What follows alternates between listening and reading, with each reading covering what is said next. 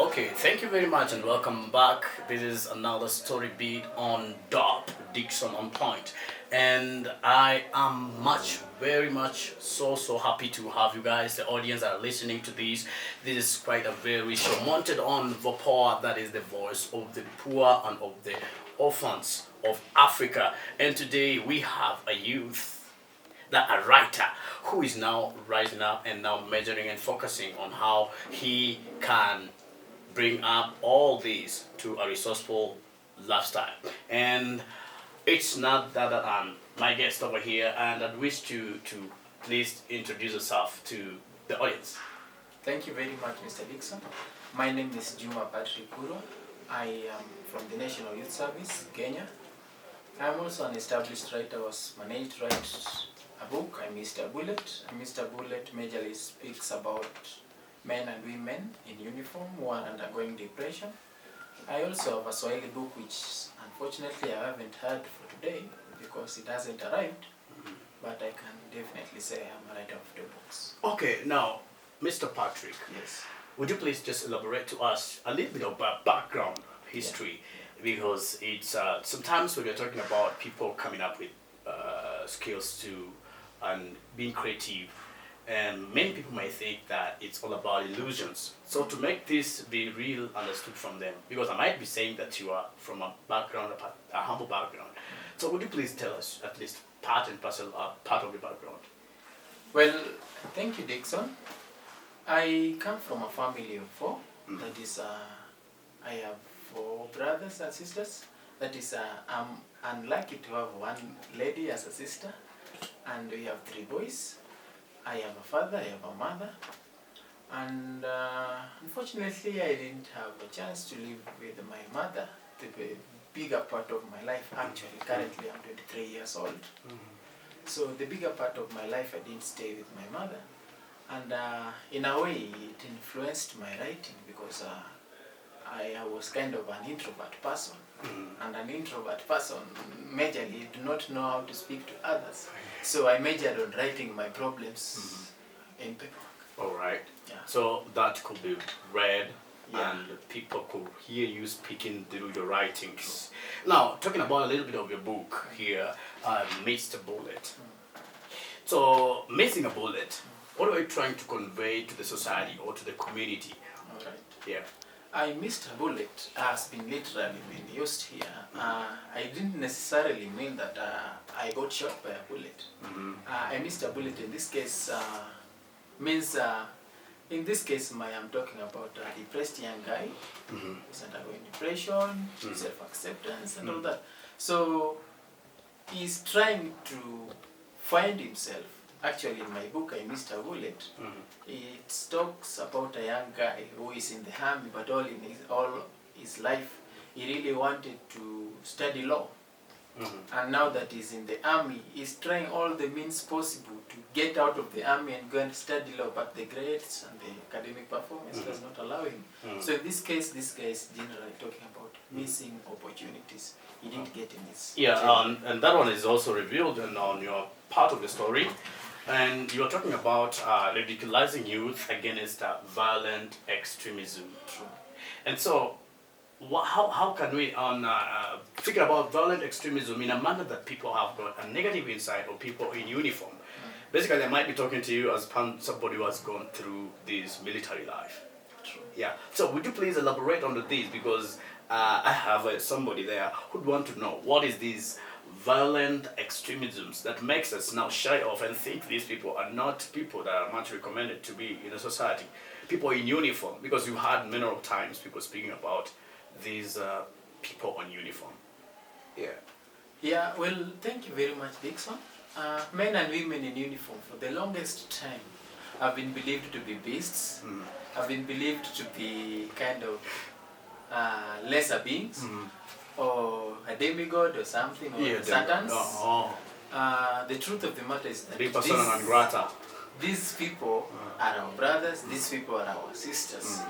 Well, that has always motivated me to write. I actually happen to have undergone the National Youth Service training and also be with most of these men and women in uniform.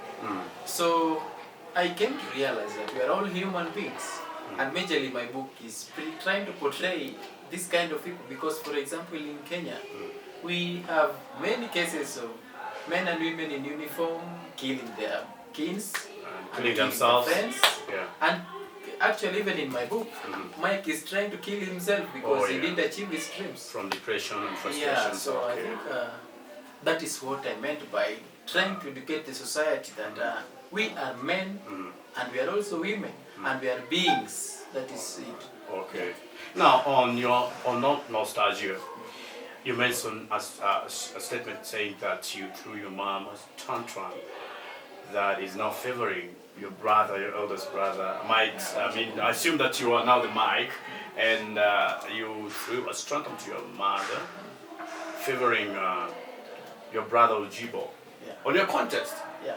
And basically, I personally might think there is something erupting. According to your understanding, before I explain to you how I understood this coming up, how did you understand this? How can we perceive this? How can we get this?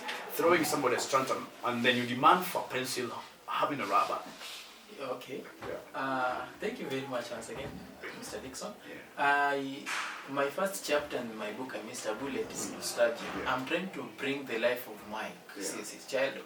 Yeah. Part of this work has been borrowed from my life, like I said before. So Mike, in this case, is trying to fight for the motherly love, and being that is the second born, and we have Mike as the firstborn. I mean, we have Ojib as the firstborn. So Mike is trying to fight for the attention from the mother by doing anything necessary to get all the attention from the mother.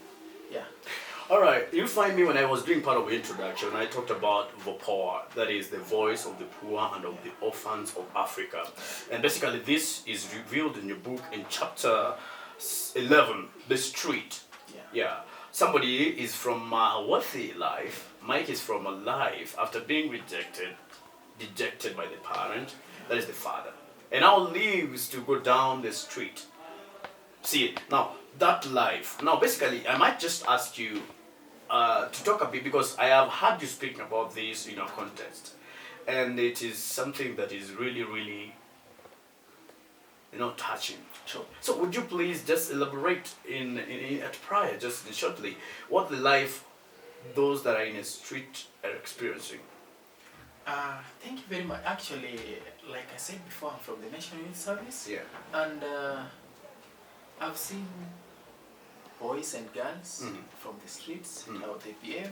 Yeah. Most have been mistaken for thieves, robbers, and just people out there to disturb people, alright? Yeah. But the truth of the matter is that nobody really knows what happened, why somebody, a young child aged below 18 years, decided to go to the streets. Yeah.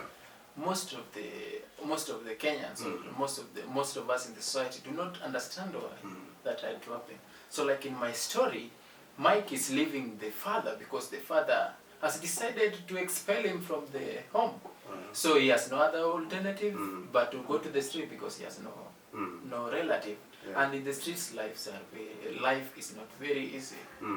Yeah, so I understand that. Yeah, actually, seeing a theme of change, in a situation somebody lives a life that it was really honored, living a life that was very credible for somebody to live, human life, living to a nation, you understand that? Yeah.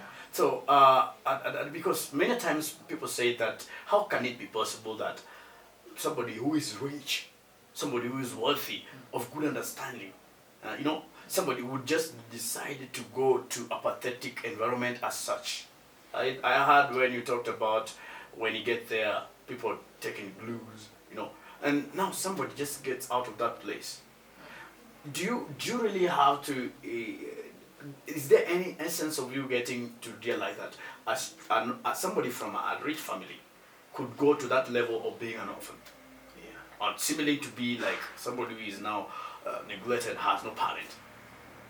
Well, I really feel that the society we live in today, most of the parents tend to believe that their children only need to be paid for school fees and need to be cared for. That is now the necessary basic needs. But what parents have really forgotten is that these children need their care, these children need their love. And that is why you find in most instances, like in my case, Mike's father believes in paying school fees and paying all the money required by Mike, but does not really have much time with the son. So in that instance, most of these children will decide to go to the streets where they feel they might get the love they are lacking. Yeah. All right, thank you very much, Mr. Patrick. And then also on your text, finalizing a bit of talking about your writings, we came to realize that there are two chapters that are much more confusing. And somebody would be reading a book. There's in chapter 8 and then chapter 10 where we have setup and set up.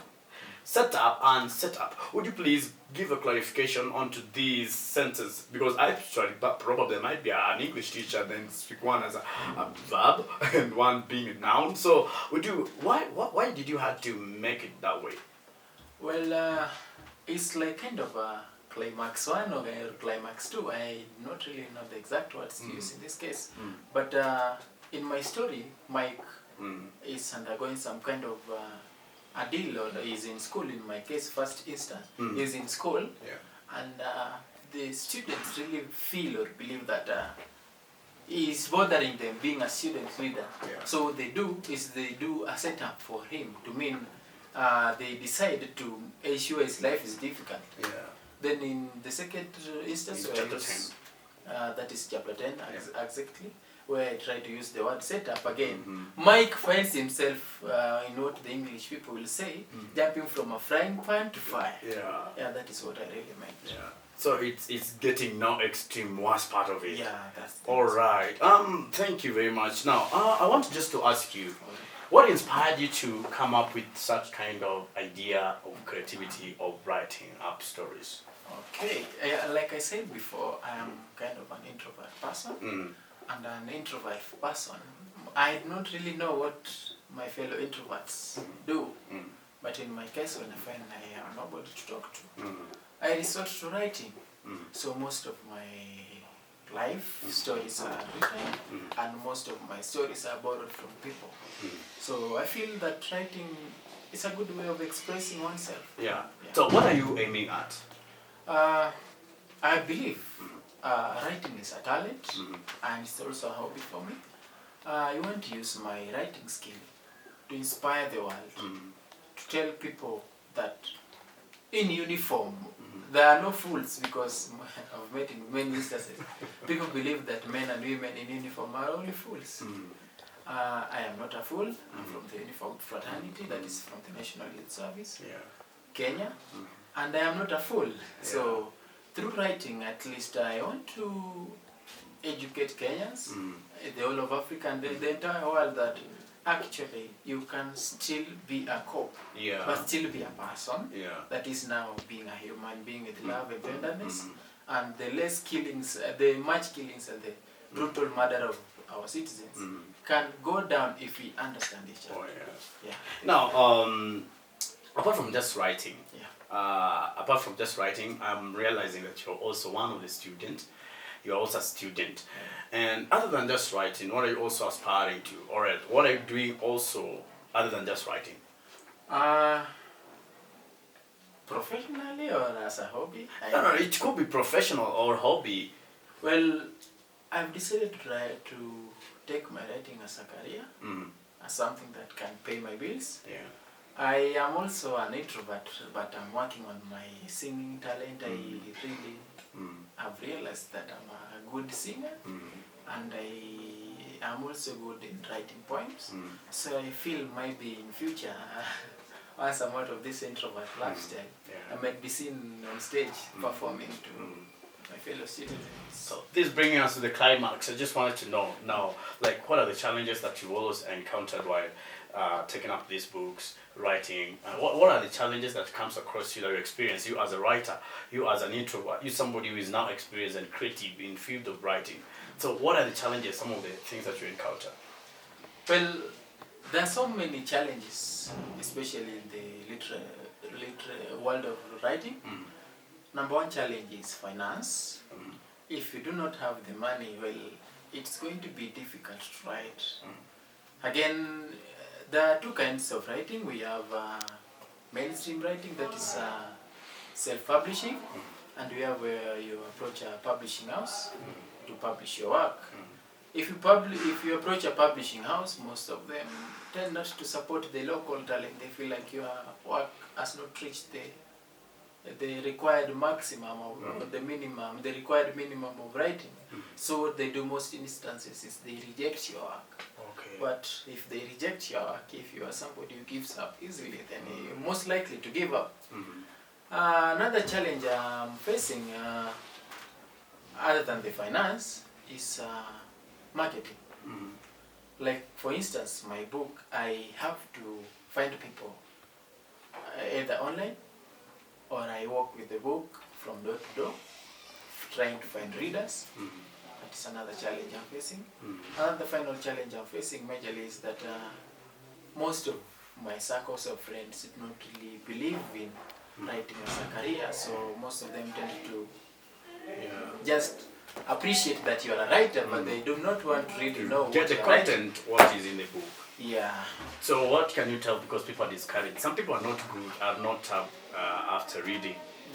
I understand that is also part and parcel of the challenge, although I will not ask you about that.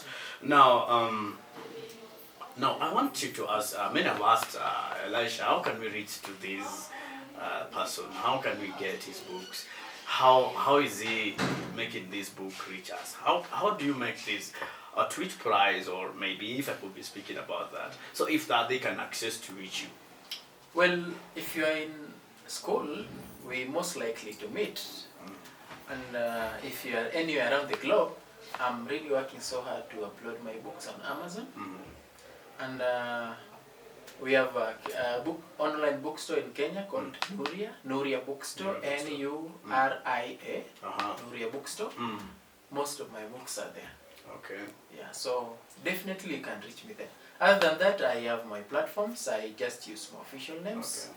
Juma Kurwa on Facebook, Juma Kurwa Instagram, Juma Kurwa on Twitter. So you most definitely and you most likely to find me there. Yeah.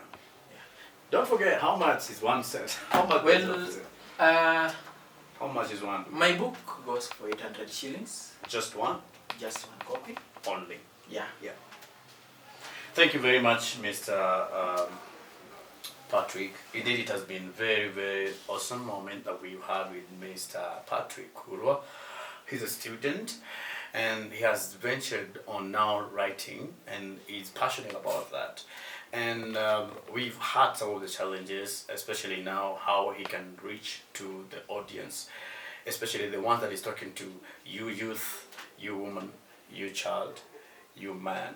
So it's just asking you to just ensure that you uplift him in one way or the other. And so please go to, where did you say it is? Nuria Bookstore. Nuria Bookstore, and you'll find him there. How many contacts, how many books have you written so far? I only have 2 books, published books, but I have like 8 books. Okay, 8 published. books. Unpublished. Yeah. So meaning that in progress. In progress. Oh, that's amazing. We thank you very much. This was a talk show between me and the writer, that is Patrick Kurwa, who is now innovating and coming up with skills and creativity to ensure he meet life by all corners possible. And please, wherever you are, try please reach him and ensure that you got him on. And now do not forget to also get this also on Dickson 145 on Instagram, YouTube Vopoa Show, and on Facebook it's Vopoa page. So you can just like us and then please support my brother Peter. Patrick, thank you very much and may God bless you. Welcome, thank you very much. All right.